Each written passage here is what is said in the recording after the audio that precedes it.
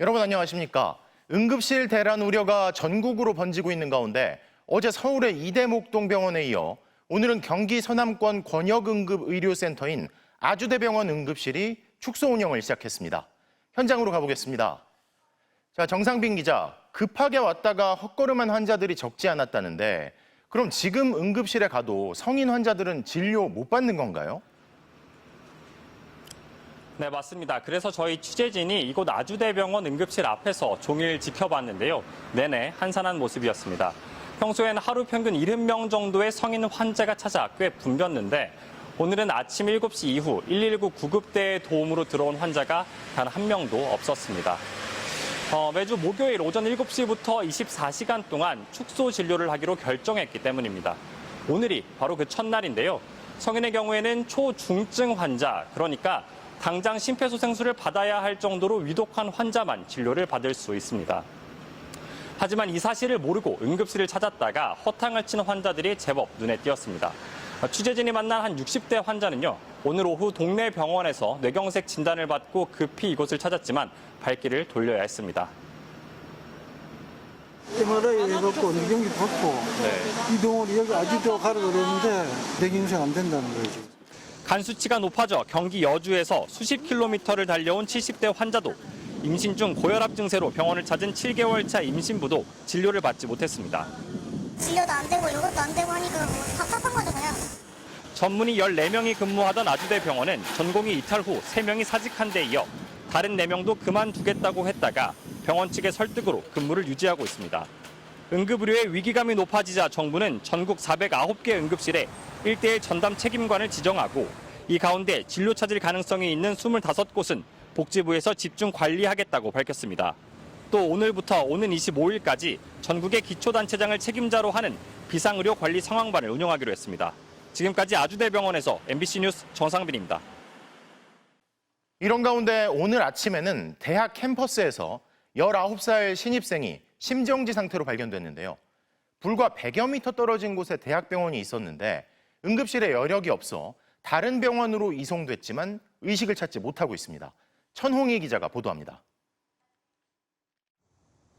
노란 폴리스 라인이 설치된 광주 조선대의 한 벤치. 응급처치에 쓰인 약품이 바닥에 놓여 있습니다. 오늘 아침 7시 반쯤 이 대학 신입생 이모 씨가 벤치에 쓰러진 채 발견됐습니다. 소방대원은 심정지 상태인 이 씨에게 응급처치를 하며 조선대병원 응급실에 연락했습니다. 학생이 쓰러져 있던 곳에서 대학병원 응급실 사이 거리는 100여 미터에 불과했습니다. 하지만 응급실에선 환자를 받을 여력이 없다며 이송을 거부했습니다. 조대병원 수용 불가라고 기록이 되어 있어요. 결국 이 씨는 신고 접수 40여 분 만에 전남대병원 응급실로 이송됐고 아직 의식을 찾지 못하고 있습니다. 조선대병원 측은 응급실에 응급의학과 의사 대신 외과 의사가 대체 근무를 하고 있었고 전공의도 없어 환자를 받을 여력이 되지 않았다고 설명했습니다. 응급실 의료진들이 너무 피로가 누적되고 과부하가 오니까 그 어려움이 많아서 이제 주 1회라도 타 진료과에서 지원을 하는 거로 지금. 또한 어젯밤 9시쯤 충북 청주시의 한 도로에서 교통사고를 당한 70대 오토바이 운전자는 병원 11곳에서 이송을 거부당한 뒤 120km 떨어진 병원으로 이송됐습니다. 이 운전자는 청주의 한 병원에서 응급처치를 받았지만 응급수술을 할 수 있는 상급 종합병원이 필요했던 것으로 확인됐습니다. 이제 상급 병원으로 전원 요청을 하셔가지고 저희가 원주 병원으로 이송을 다시 했어요. 청주에 있는 충북대병원은 당시 유일한 마취과 전문의가 이미 수술 중이어서 수술이 시급한 응급 환자를 받을 수 없는 상황이었다고 설명했습니다. MBC 뉴스 천홍희입니다. 확산되는 의료 대란 우려 속에 정부는 군의관과 공보위 투입을 대책으로 내놨고 어제부터 이들이 현장에 배치됐죠. 그런데 투입했다는 군의관 중 일부는 아직도 배치가 안 됐고 심지어 배치된 군의관 중에선 다시 부대로 돌아간 이들도 있는 것으로 드러났습니다. 공윤선 기자가 보도합니다. 박민수 보건복지부 2차관은 운영이 제한된 응급실에 군의관 15명을 파견한다고 했습니다. 의료기관 5곳에 오늘 배치됩니다. 광원대병원 5명, 세종 충남대병원 2명, 이대 목동병원 3명, 충북대병원 2명, 아주대병원 3명입니다. 보건복지부는 브리핑이 끝난 지 2시간도 안 돼 군의관들의 투입으로 응급실 근무 인원이 아주대 20명, 이대 목동병원엔 11명이 된다고 공지했습니다. 그런데 사실은 달랐습니다. 3명이 배치된다던 아주대병원에는 1명, 5명이 오기로 한 강원대병원은 어제 1명만 배치된 것으로 밝혀졌습니다. 이대 목동병원은 약속대로 3명이 왔지만 업무도 하지 않은 채 돌아갔습니다. 사전 협의 없이 응급실에 군의관들을 파견했고 이들이 하기 힘든 업무를 맡기려다 문제가 생긴 겁니다. 현장에서 어떠한 부분을 그분들이 해야 되는지, 그다음에 병원에선 어떠한 역할들을 맡길지에 대해서 협의를 하다가 조금 문제가 있었다는 얘기를 들었습니다.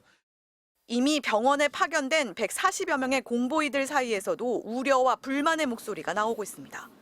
이들 대다수는 전문의가 아닌 의대를 갓 졸업한 일반의인데 실제 중환자를 진료해야 하는 응급실에서는 할 수 있는 일이 없다는 겁니다. 최근엔 충북 충주시가 차출된 공보의에게 응급실 근무를 일방적으로 맡기려다 강한 항의를 받고 취소하기도 했습니다. 응급실 같은 경우에는 응급의학과 전공이나 내과 전공의처럼 트레이닝을 받으면서 의사결정을 배우는 사람이어야 되는데, 예를 들면 총상이 공석이라고 그냥 아무 교수나 데려와서 총상할래? 이렇게 하는 건 사실 불가능한 거잖아요. 복지부는 업무 범위를 조정하는 데 어려움이 있는 것을 알고 있다며 앞으로 국방부와 최대한 협의해 군의관들의 참여를 설득하겠다고 밝혔습니다. MBC 뉴스 공유서입니다. 지난주 기자회견에서 의료 공백 관련 질문을 받았지만 오히려 의료 현장에 한번 가보라며 일축했던 윤석열 대통령인데요. 하지만 그 사이 우려는 더 확산됐고 엿새 만인 어젯밤 대통령은 응급실 현장을 방문했습니다. 여당에서조차 의료대라는 현실이라며 대통령에게 괜찮을 거라고 보고한 사람은 물러나야 한다는 비판이 나오는 상황인데요. 현장에서 어떤 얘기가 나왔는지 확인해 보시죠. 홍익표 기자입니다. 총선 직전 부산대병원 권역외상센터를 찾았던 윤석열 대통령이 5달 만에 다시 응급실 현장을 찾았습니다. 여러분들이 고생하시는 거에 대해서 저희들도 하여튼 빠른 시일 내에 적절한 보상 체계를 만들어 가겠습니다. 병원 관계자들은 전공의들 빈자리를 채운 교수들의 피로감이 높아지고 있다며 의정 갈등 장기화에 따른 고통을 호소했습니다. 윤 대통령은 수가 정책과 의료제도를 고쳐 필수 의료 지원을 크게 강화하겠다는 다소 결이 다른 대답을 내놨습니다. 대통령실은 추석 연휴를 앞두고 비서관들을 전국 17개 광역시도 권역응급의료센터에 급파해 의료진 간담회를 여는 방안을 검토하는 등 악화된 여론 진화에 고심하는 모양새입니다.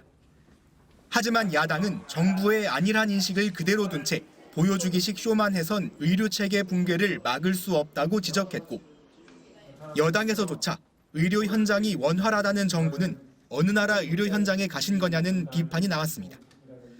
특히 여당 지도부까지 나서 괜찮을 거라고 보고한 사람은 책임져야 한다며 사실상 박민수 복지부 2차관의 사퇴를 요구했습니다.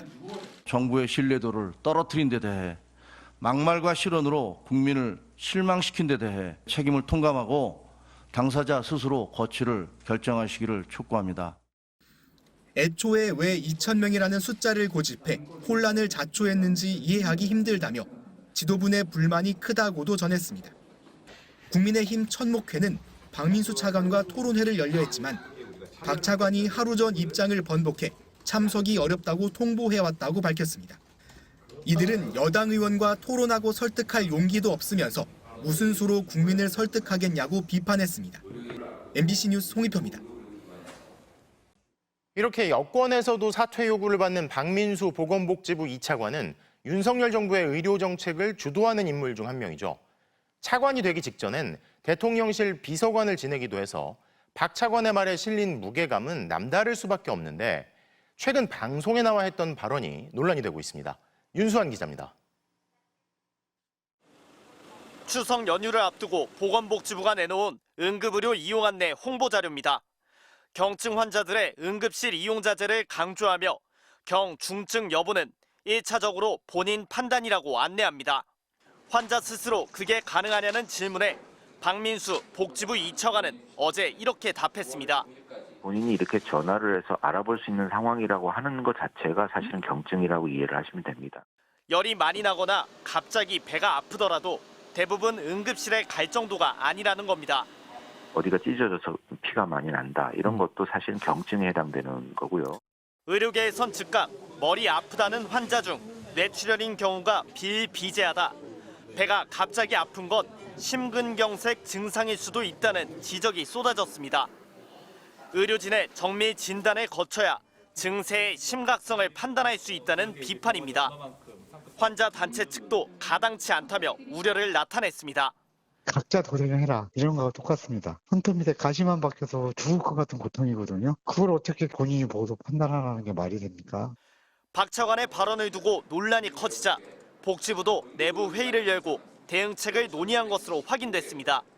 의식이 있다고 해서 다 경증이다 이런 것은 아니고요. 일반화해서 말씀을 드렸던 것이고 개인이 판단하기 어렵습니다. 이번 주 들어 응급실 112 브리핑에 매일 나섰던 박 차관은 공교롭게도 오늘은 나오지 않았고 저녁에 예정돼 있던 국민의힘 원외 소장파 모임 토론회에도 불참했습니다. 박 차관은 1일 브리핑 불참과 관련한 MBC의 질문에 일정이 안 된 것일 뿐 발언 논란과 관련 없다고 밝혔습니다. MBC 뉴스 윤수환입니다.